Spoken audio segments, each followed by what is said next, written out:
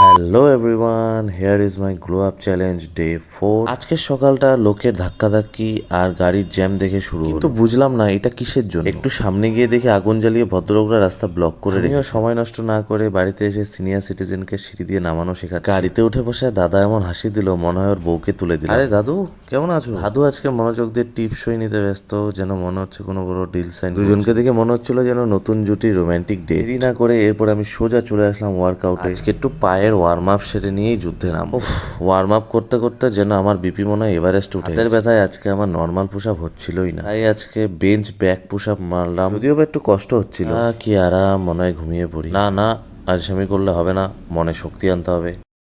মুখ দিয়ে তো অনেক বড় বড় কথা বলা যায়, 4টে পুশ আপ দিতেই শরীর আমার পুরো ধাপাস হয়ে গেল। পরে পেটের চর্বি কমানোর জন্য ওয়েট নিয়ে ট্রাই করলাম। ওয়েট দিয়ে পেট মারতে আমার ভালোই লাগে। শেষে 2 সেট স্কোয়াট মেরে আজকের মতো ইস্তফা দিলাম। এখন আমার কাছে সম্বল বলতে জেলের কয়েদিদের মতো ভেজানো বাদাম আর ছোলা, যদিও বা এটা আমার রাতের রোজকার ডিউটি। চলো ডিউটি শেষ, আজকের মতো টাটা, গুড নাইট।